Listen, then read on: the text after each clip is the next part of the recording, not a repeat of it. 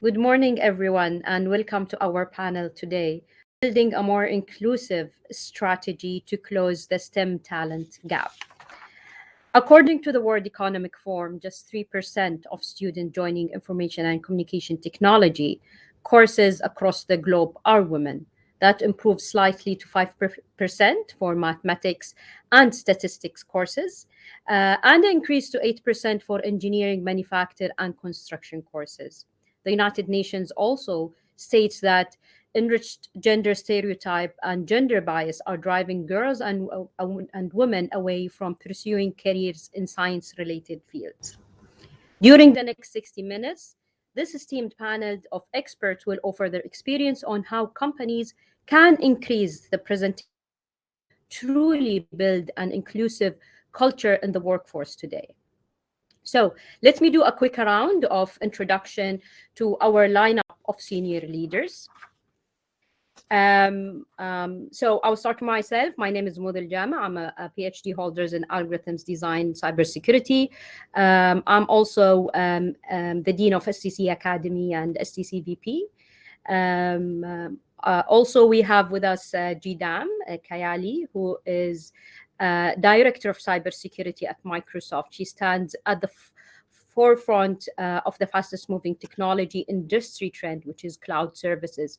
In the last 3 years, she's focusing on cybersecurity market. She is one of the founders and board members of Women in Technology Platforms in Turkey, which turned into a business association to create awareness of the latest technology within women and business leaders.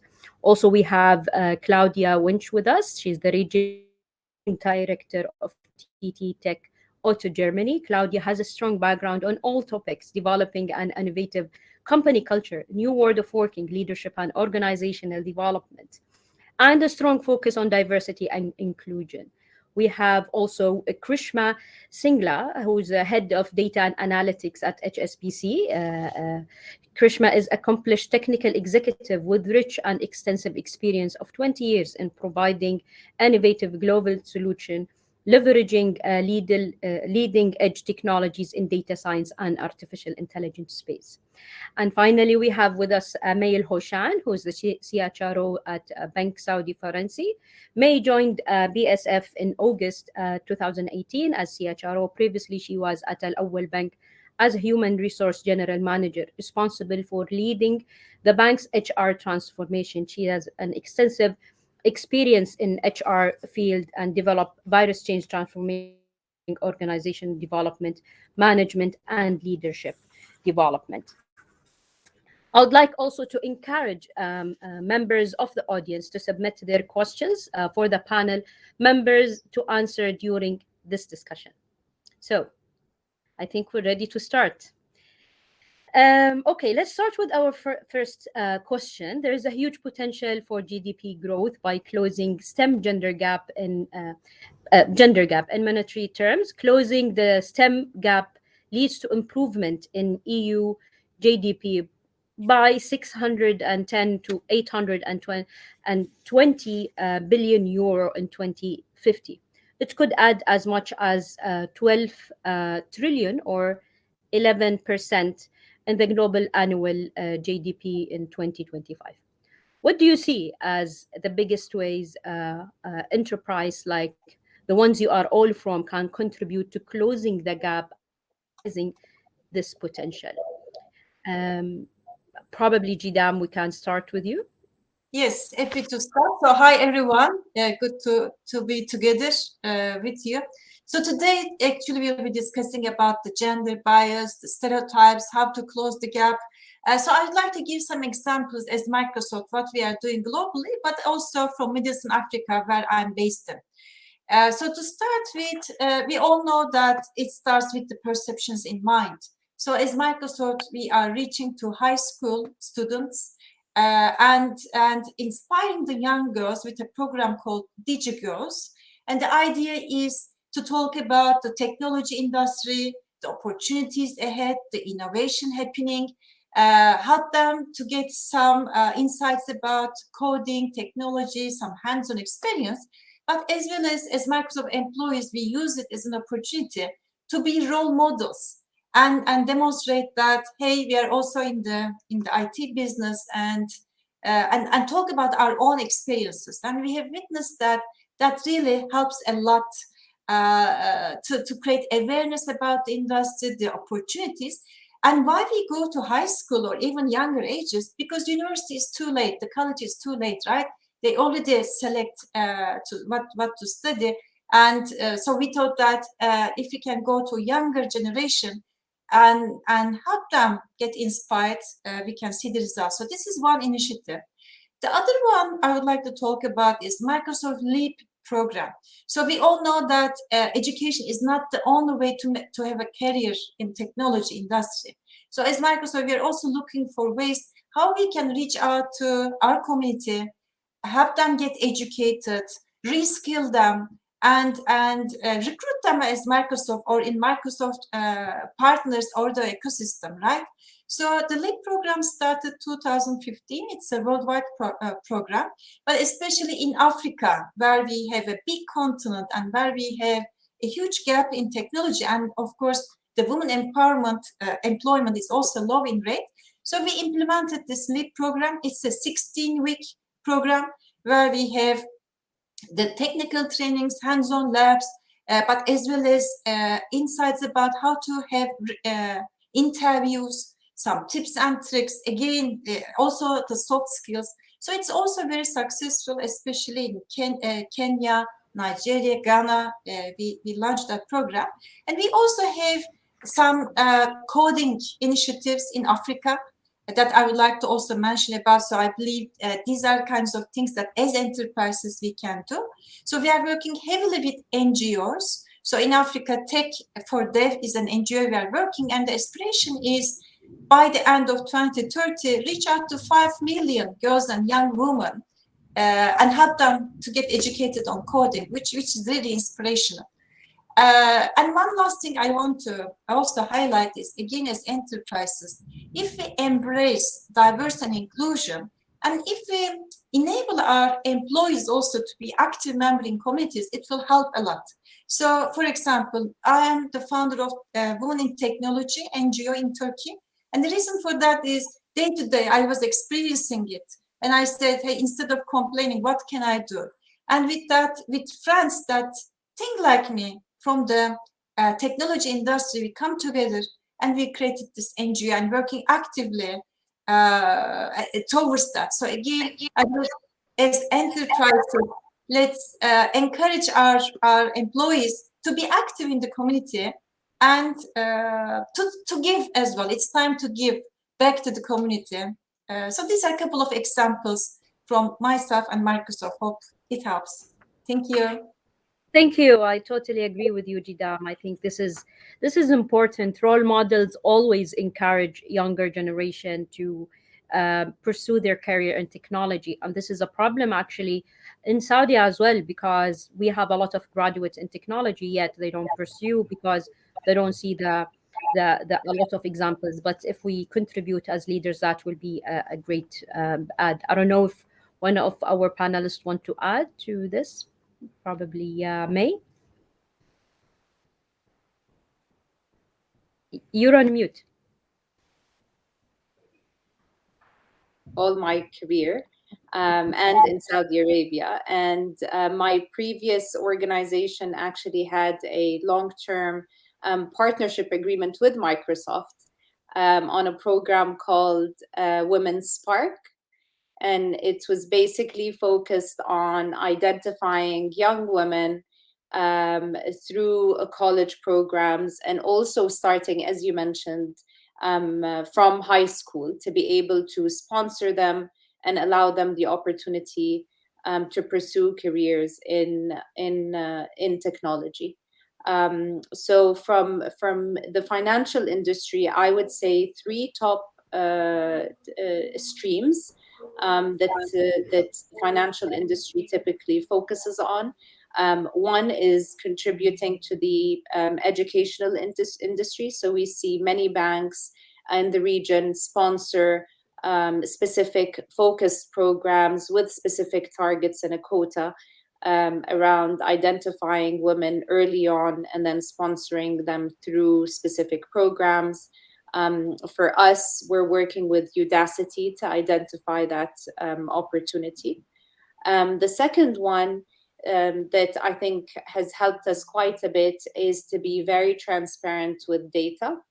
So to look at data, and even if it is embarrassing sometimes to share publicly, to look at data openly, to see where the gaps are, whether it's in participation in career levels or pay differences.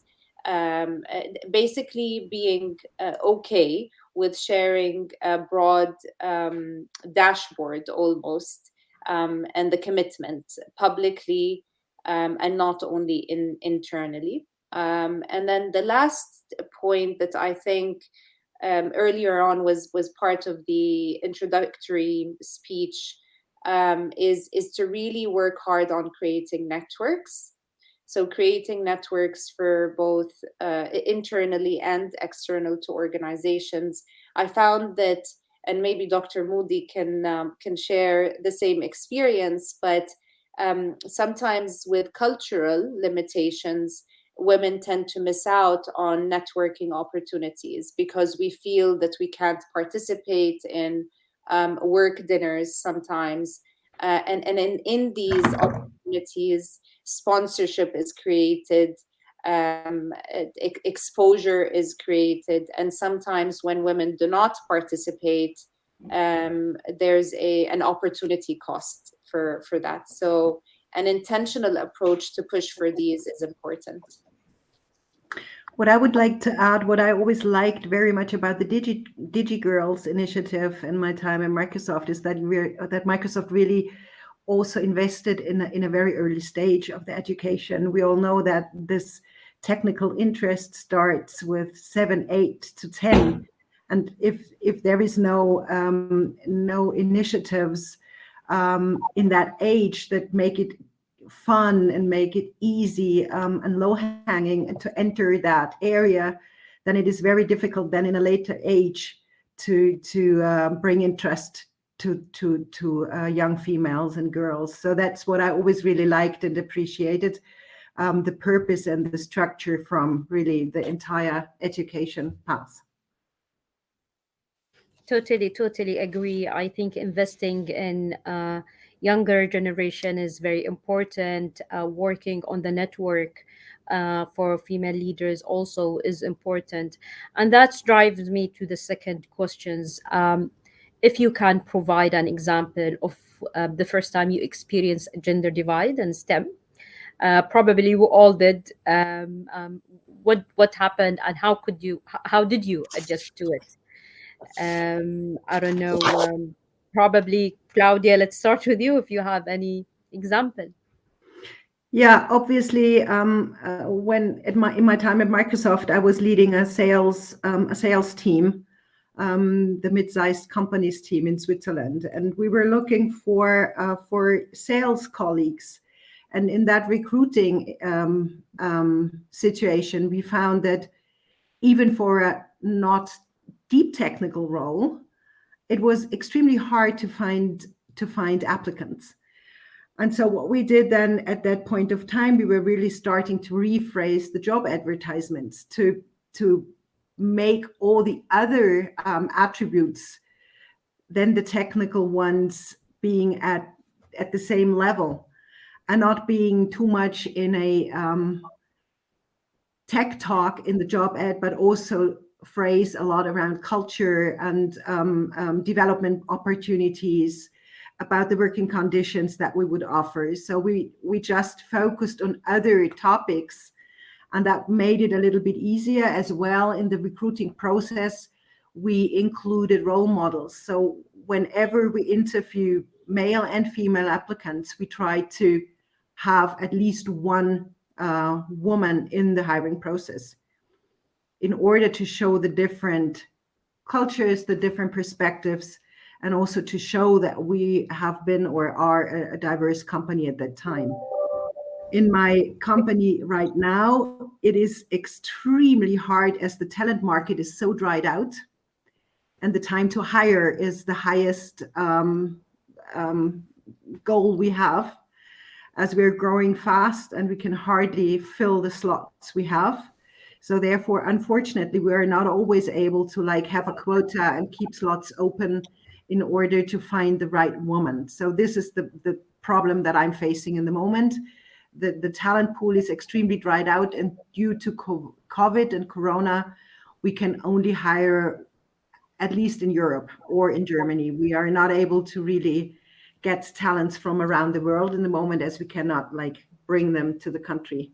And that limits really the pool extremely. Yeah, yeah, I totally agree. There is a talent war, we call it nowadays. And we always say we just want for females to have fair opportunities. And the best candidate will get it, whether it's a male or a female. It's all about the best capabilities that we have. I don't know if any of the panelists want to share any challenge. Yeah, Yes. Modi, I can go next. So actually, I'm a computer engineer, and I joined Microsoft as a fresh graduate. And they asked me to present in an audience. Like after I joined, like a week, it was a very short period of time. The thing about me, it's a technical presentation. I'll be in front of an audience. You represent Microsoft, so it's a big job to accomplish. And on the top of that, the audience was full of men. So I feel so uncomfortable. I mean, I'm already young. I'm already at the beginning of my career journey, and plus, I'm a woman.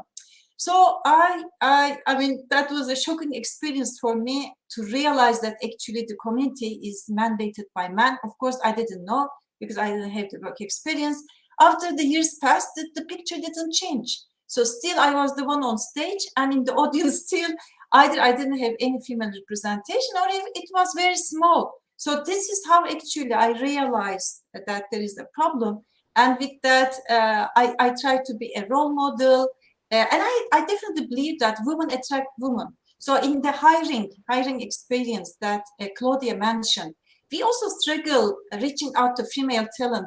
I open a role, 200 people apply. There's just a couple of people, female applying.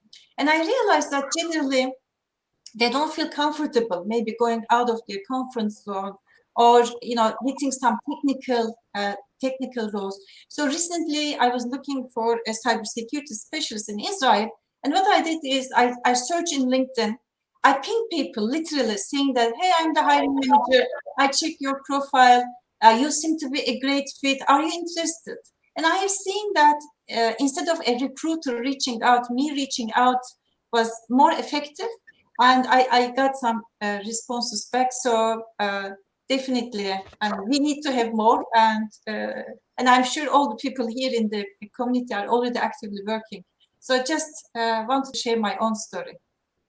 Definitely. Thank you for that. Krishma, welcome. I'm glad you overcome the technical challenges you had. I don't know if you want to share any experience that you faced on gender divide as a technical executive who have a vast of experience in dealing with technology challenges as a woman leader in this field. Sure. Can you hear me okay? Yes, we can. All right. So yeah, so I think gender divide is sort of deep rooted in in general perception from early childhood, if I may say so. Be it like a general belief which says that probably there are certain kind of things which girls can't do, like they can't understand the car mechanics, they can't fix electricity. But seems like when I entered the education thing, right, then also I saw the same. There were 80% of my classmates, my female classmates in my masters, they were not really having that corporate vision that this is the aim they want to do. They're doing a professional degree and they want to kind of enter the tech world. That the general perception was missing. And then now when I entered the corporate world, could actually see that as my fellow colleague was mentioning, that you enter a room full of men, and then you realize that, oh, this is the audience I need to talk to. You're taken aback, right, in the first few instances. So I guess probably overcoming, if I may add that. I know you just asked for challenge, but then I guess the best piece could be that, we should forget about this gender divide first. I mean, if I'm entering that meeting with the perception that I am a woman and in a room full of men, that 50% of the battle is lost there. So we should really forget about that unisex behavior into our own mindset.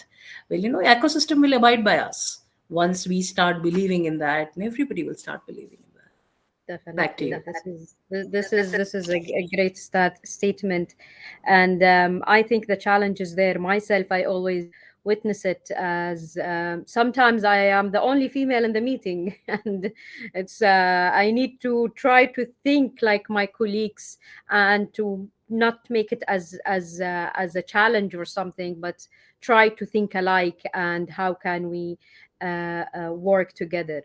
Now, if we want to speak about culture, how can we change culture inside out? Is it an internal audit or of how our culture is affecting other, or is it an external? I don't know, May, if you can comment on this since you are the HR person here. Sure, and I really this was my favorite question actually. So thank you for calling on me. I think this is a struggle that I've seen on and on throughout the different organizations that I've been part of, and the struggle that I see is, do we focus on creating a certain quota to ensure that there is participation, or do we, as my colleague here at the panel mentioned, do we really focus on the root and unfolding and unwrapping the deeply rooted unconscious biases that exist? And the other question is, if we do achieve the quota and get enough women in certain positions and have them participate, is that enough for us to do the unlearning that needs to happen on the other side? So in our experience, and this is an ongoing learning journey for us, at least in the financial industry, the cultural piece is incredibly important, and finding internal executive and board sponsorship to really change these unconscious biases that we live by, not only on gender, but on color, on nationality, and everything else. So I think there are different activities that need to take place, and different pit stops almost, to really look in the mirror and say, are we making this shift? Are we really improving? And then go back to the numbers and see the data to back all of this. Definitely. I think, I don't know, Claudia wanted to add something?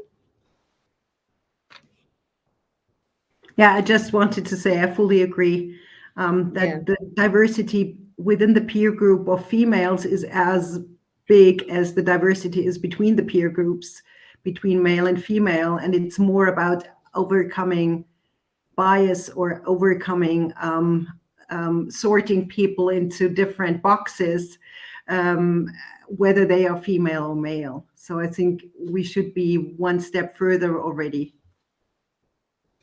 Definitely. And if I can share the experience we're having at STC, like I would say 7 or 8 years ago, we did not have any female in the company, but the company took serious steps to hire females, put them in executive positions. So it's about the culture of the company and the executives buy-in. I know companies who started hiring females long time ago, but the steps that they took is really to the minimum. Some companies started a later stage, but they started on a higher level. So it's all about the company itself, the culture, the senior management over there, and how really do they want to do the change and increase the female representation on that. I don't know if anyone of the panelists want to add something before we move to the about the culture and in the company. Thank you. Krishma, I think you're on mute.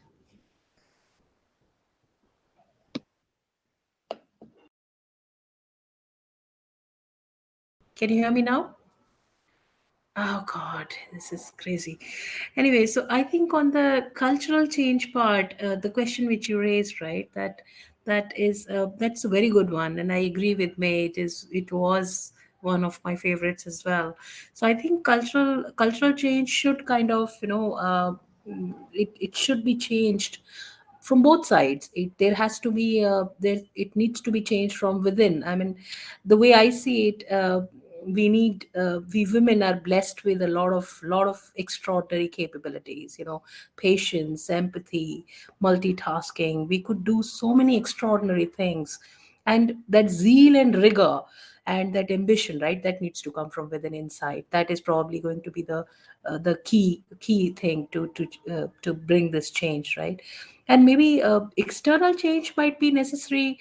Now it looks more accurate to me, like, with pandemic, the ease with which we adjusted to the new circumstances, to new changes, that proves that we can adapt and change, right, to a new world, to a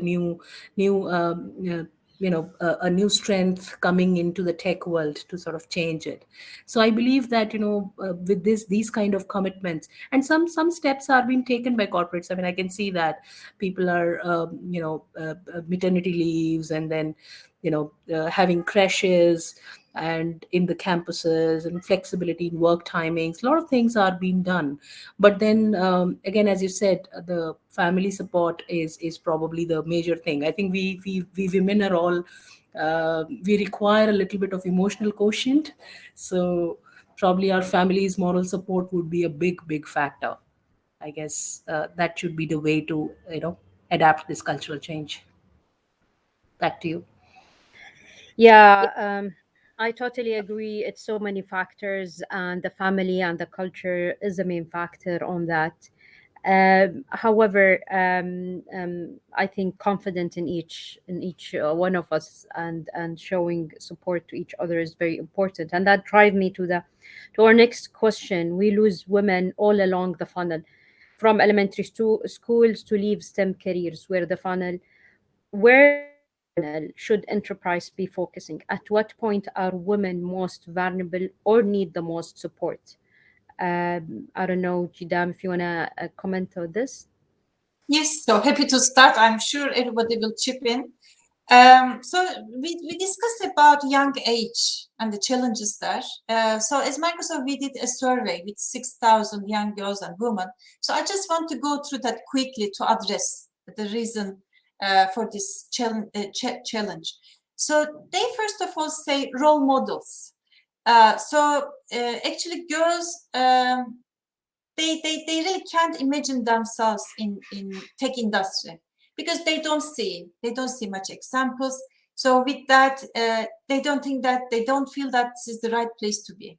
So role models generate excitement. So again, girls want to be creative, positive impact on the world, and many of them don't realize that actually they can realize their passion in technology industry. The other one is hands-on experience. So the survey says that if girls experience technology, coding at school, they feel comfortable. They understand what is it. They feel, yes, I can do, and they go after STEM. The other one is encouragement. So as Krishma stated, the family, the teachers, they play a key role at our young age. So again, we see that as a positive impact, and encouraging a growth mindset. So again, girls like to work hard. So how to help them understand that actually tech industry is a great place to be. And in my engagement with young students like DigiGirls, as I said, all of these are so important. And for the role models, in Turkey, I initiated a contest, and its name is Women Leaders in Technology. And the idea was exactly the same. So how we can identify some role models in my country and create buzz around those women at different ages, both the young girls, but also professionals like us, or the entrepreneurs, the developers.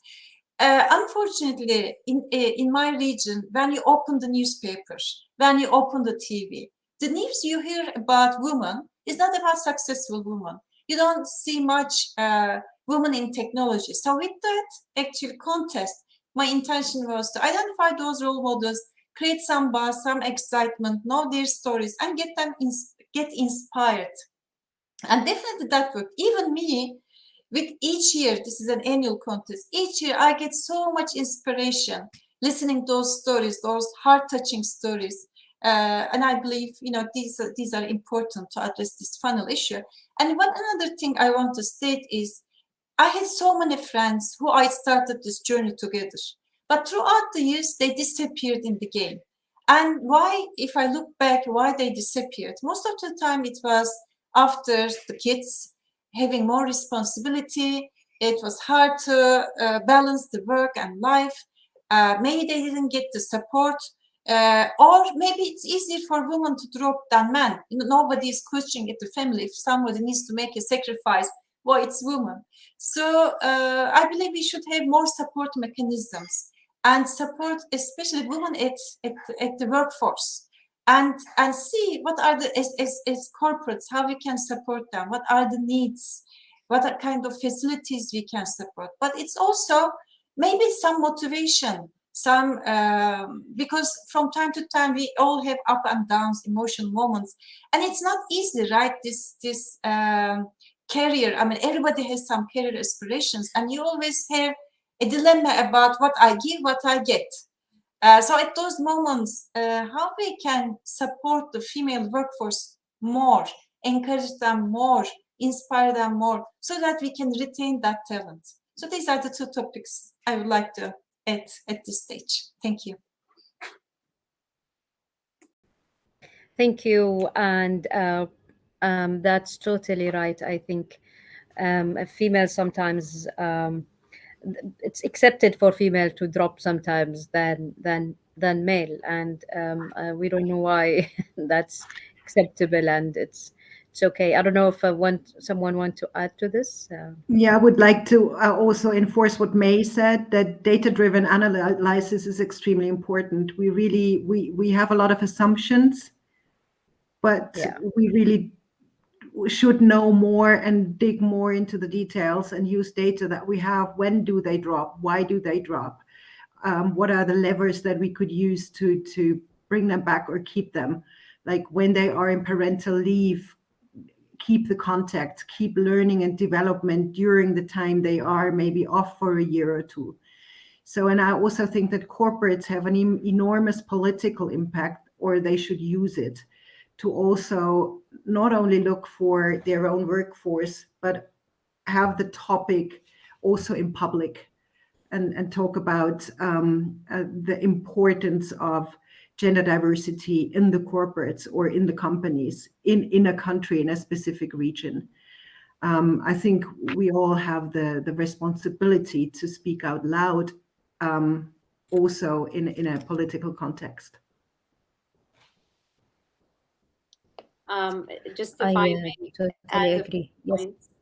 sure. And Go I ahead. think I completely agree. I think the bit about amplifying success stories is incredibly powerful. Really sharing with younger people that you can have a family and you can have a career. And I've seen so many young women that actually try to time their family journey, or deciding on bringing or having kids versus when am I ready to get promoted. I think these key decisions at career milestones, without sponsorship, without stories that allow for them to create room to have both, unfortunately, a lot do drop out. And I agree. I 100% agree. I think the industry, corporations have to have intentional policies and roundtable discussions to make sure that these family factors are not used by decision makers to allow women to progress.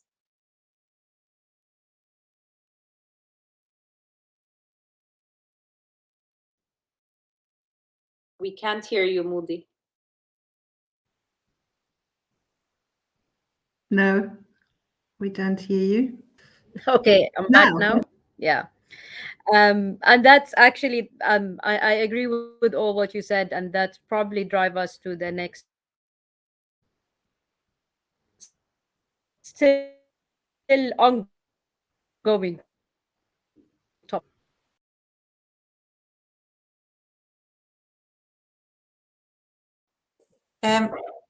Muti, I think you have a connectivity issue. into the future when it comes to tech. Can you hear me?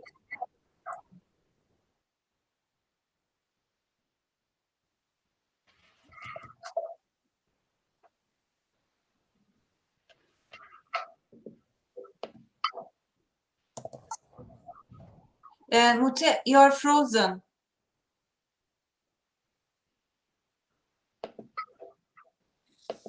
Okay. So as she reconnects, I suggest we continue with the conversation. So maybe we can talk about. Muti, are you back? Sorry about that technology. No. Please continue. Sorry. Now we can hear you. Yeah, so I think the last discussion drive us to the next question, which is COVID, a situation that we are still trying to understand. COVID pushed us like 7 years into the future. It was a challenging time, yet created opportunity. So for us, if I can speak about SCC, for example, um, female were able and women got the opportunity to work from home the whole time during COVID, and the whole time even after the restrictions was lifted up, to stay with their kids if they are studying from home. So it's made things easier, and yet very challenging if you're not there. If they don't see you, this is a good indication or not. So I would like to hear probably Krishma, your thoughts on that. How COVID either created challenges or opportunities for women. Sure. Sure. So I think COVID has been a disaster for a lot of places. But if we just try to see the positive side of it, I think it basically made us realize our evolving potential in one way, right? We are, as I was mentioning in my last conversation, the adaptability of what we possess as humans is kind of visible in these times. The way we adapted to our kids adapted, our corporates adapted. And so if we see that, this remote working which has come out as a solution, it seems like it is a solution to a lot of problems. I mean, I work out of Bangalore. Traffic is such an issue. Commute is really suddenly resolved by this remote working thing, right? And then your work life balance, we are able to spend more time with kids. I mean, even if we are on laptops, but you can see them grow. So there are a lot of different kind of benefits which has come down from COVID. So I guess maybe it's a good idea to sort of sorry, we lost Moody again, I guess. Okay, so we were thinking of, like, stepping back due to our commitments to home or other things. Corporates have kind of given us those platforms now where we could make that choice that being with kids is important, but then we can also pursue our careers. So I think this is a time where we women should really be motivated about thinking that we can pursue, we can perform both the roles. We can stay at home as a wife, as a mother, and we can also excel in our careers. So probably it is a positive, come as a positive vibe for we women, I guess. I would say it's both. It's a cure and a blessing. It's a blessing for what you said, like having more time, getting rid of commuting and all that unproductive time. At the same time, at least here in Germany and Austria, we found that we fall back to that being the mother at home and taking care the entire day while working on the laptop, do the laundries and the kids and the dinner and whatever has to be taken. And here in Germany, at least statistics say that females lost that battle because most of the care work in COVID came back to them. So the stretch for females has been much more in a lot of cases than it has been for males, even if it was a tough time for both parents. But that was more the curse. The blessing, I would say, I learned when we went through the pandemic and we all learned how virtual working has to be and how hybrid setups. We got educated on around that, and this also gave more female colleagues a voice because when you are in a room, as you described it in the beginning, with 20 men and you are the one speaking, that makes a difference. Then if everybody is virtual, you have like, it's more equal and everybody is like in that situation, not being like the a male or because also the physical presence makes a difference. In a room with a lot of men. So I think this also helped more introverted females to speak up, to have more equality in the dialogue. So great points, Claudia. And one thing to add on to that is when we look at LinkedIn during this pandemic period, the number of remote jobs increased 5 times. So now companies are okay to recruit a talent anywhere in the world. And I expect more and more of those, especially in tech industry. And as you can anticipate, women are more interested. So if you look at the gender applying to those roles, it's more women. So again, with this pandemic, as the business is evolving, I believe we will see more hybrid work, but also remote work, and hope to see more women joining the industry. And Moody, welcome back. So we just Thank you. Topic stage is yours again. Thank you so much. But yeah, I think I drop in the most interesting topic, which is COVID. I think for us, we try to encourage working from home more after COVID. We realize that the value of having a bigger geographic, at least, network working across the world through working from home during COVID. If we go to the question about you are all an incredible, successful females, can you share the best advice for women overcoming any challenging and succeeding in their STEM career? And then we're going to go into the questions from our audience. Can we start with you, May? Yes, sure. Um, Advice, I think I have a few, but I'll try to prioritize. One is using our influence. So I think wherever we are, whether we're starting the journey or we've achieved career milestones, I think we all have room to create influence. I think every dialogue counts, and using our voice to share stories, to create room for women to network externally and internally. Participating in forums like this, I think, allows us to exhibit influence that will have a lasting impact on women of all ages. My second piece of advice is to allow room for setbacks. I think we've all gone through major setbacks or disappointments. I don't think that will necessarily change. And I loved the introductory talk when she said, um, outside of the comfort zone is where magic takes place. I think that's absolutely spot on. I continue to be inspired when I hear things like that.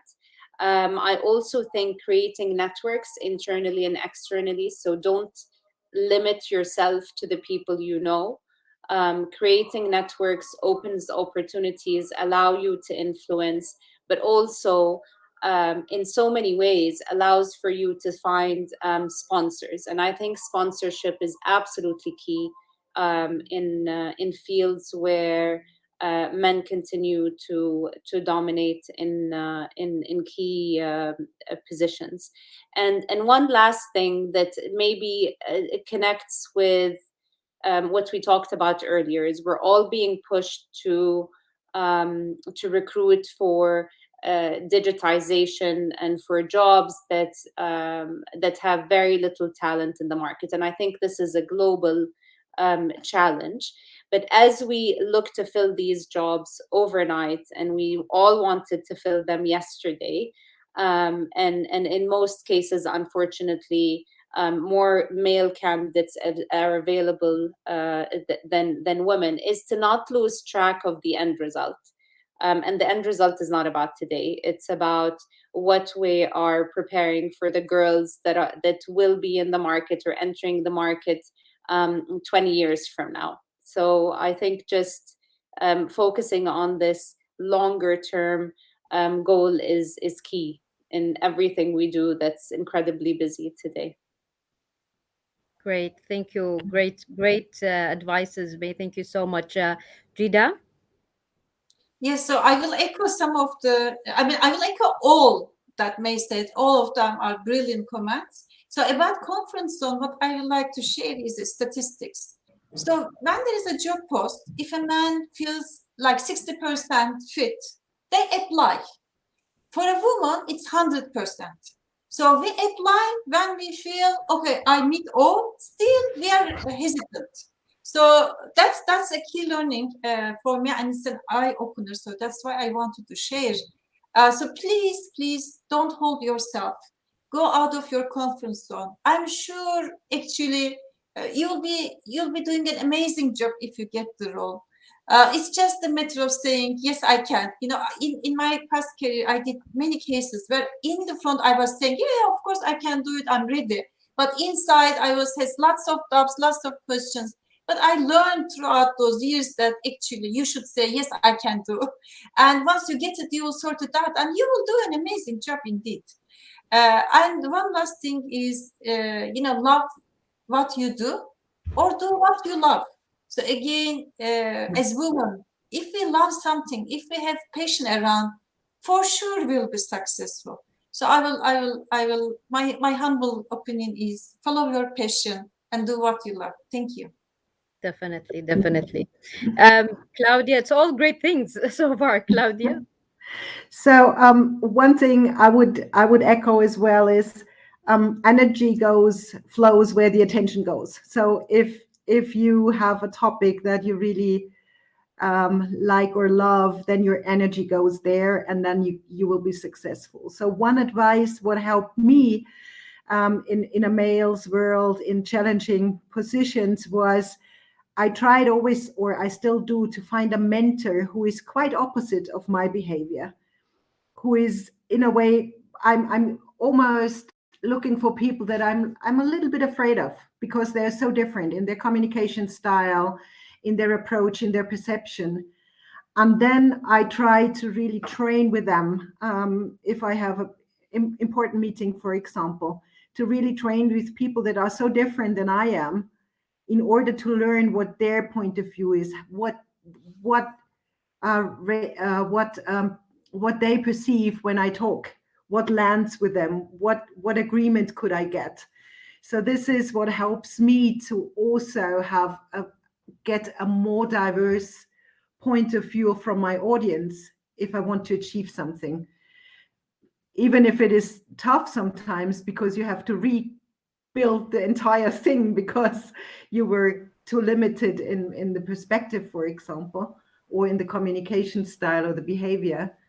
And that helped me a lot. So mentoring, not only from females, but also from males, helped me throughout my career. Definitely. I totally agree on that. Krishma? Yeah, probably most of it has been said, but I would just like to kind of emphasize the fact of not getting intimidated by things. We females, we women, we kind of are more empathetic than others, right? So we take a step back in a difficult conversation, in a clash, or if there's a tussle, we sort of refrain from being a participant into that.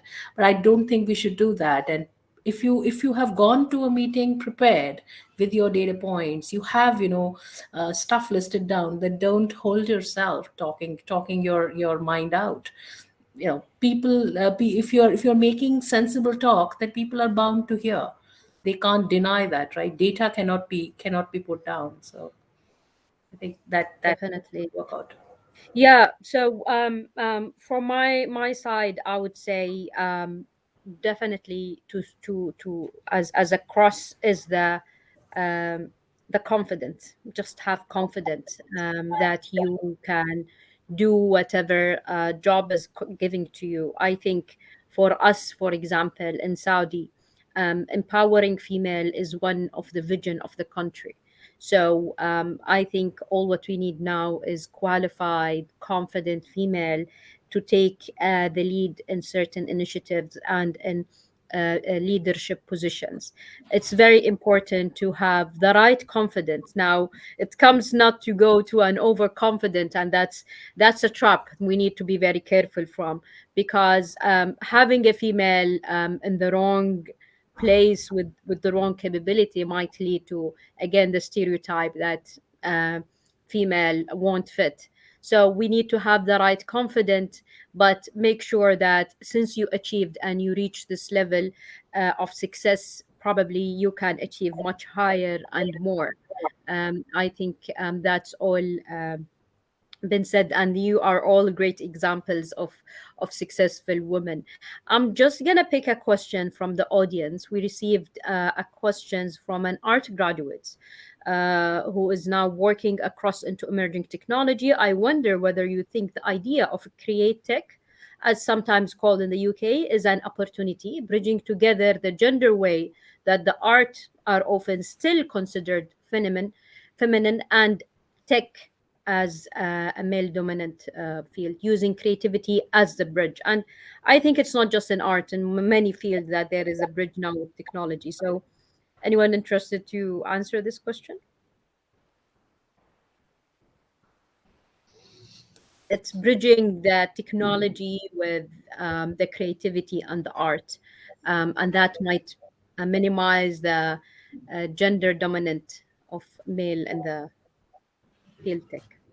I think our entire life is now in a convergence where technology is driving almost every area of our lives. Things are getting together and closer. So if you're an architect, or if you are an artist or a musician or a painter, technology can help you, gives either a broader tool set that you can use, but also it helps you to reach the world in no time, so you can increase your audience, whatever your goal is. So I would say it is extremely important for most of our job or aspirations that we have in every area to include digitalization and tech, and minimize the fear of either or. I think it needs to be convergent.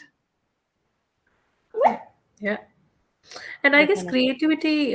creativity is something which is a common field, right? Which is even who says that technology doesn't require creativity? We are having a big name called patent for creativity in technology. So I think marking a field or fencing a field as feminine or masculine isn't really the way of looking things. People should broaden their mindsets. Definitely. And it's not Uh, a gender thing, but more a thing of socialization. Yeah. It's not exactly. that females are this or that a male are, but it's the way that we have been socialized is different and still is. And I think it's more around that than on the gender part. Yeah, I Yeah, agree. I must say, I disagree that the art is a feminine thing. I mean, a lot of artists are male, so definitely. A final question. What are the question you are most tired of hearing on this subject, and what would you like to say about it, so you never have to answer it again? Okay. Can I go first? Yes, yes. Okay.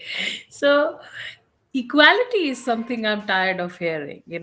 Everybody keeps talking about equality, but nobody really understand it, at the grassroots level. I mean, if a girl is standing on the roadside and expecting a male to come over and change a flat tire for her, that's not calling it equality. And similarly, a group of men thinking that this girl, oh, I am compelled to go and help because this girl cannot change a flat tire, that's also not equality. So let's just understand equality on the grassroots level. We should be looking at everybody as a human being and should really be categorizing on the skill and capacity they have instead of gender. Yeah, Mhm. Yeah. yeah. Any other annoying question? Yeah, actually, I have one. I was on a trip in Europe, and at that time, I have an employee reporting to me in that country. And I was presenting, and I introduced myself, and I said, I'm a computer engineer. I'm coming from Turkey, this and that, and plus the manager of this person because the community knows it. And at the end, some people approached me saying that, Chida, are you a computer engineer? Yes. Are you the manager of this guy? Yes. And they asked, you are a woman, this and that. And I said, okay, what is the question? So the question is actually in their mind, they had certain perception about my country, about women, and how they can have someone from Turkey being a manager of someone in Europe, and she's a computer engineer, this and that. And I couldn't figure out, and I couldn't figure out their question. So definitely, sometimes people are asking, how come you are in cybersecurity space? How come you're doing some technical job in technology? How come you're in this role for so many years? Why not? I mean, of course. I mean, there are so many successful men and women, so it doesn't make sense to classify people based on their gender. So this is what I'm fed up with. Thank you. Thank you. Um, well, I think with that, we're closing, and thank you so much for this great discussion. I think to summarize, we need to create role models for younger generation. We need to create the network of mentorship. Mentoring is very important. Taking responsibility on motivating the future generation is on us, to be honest, and we need to take care of making sure that we contribute to empowering female in STEM.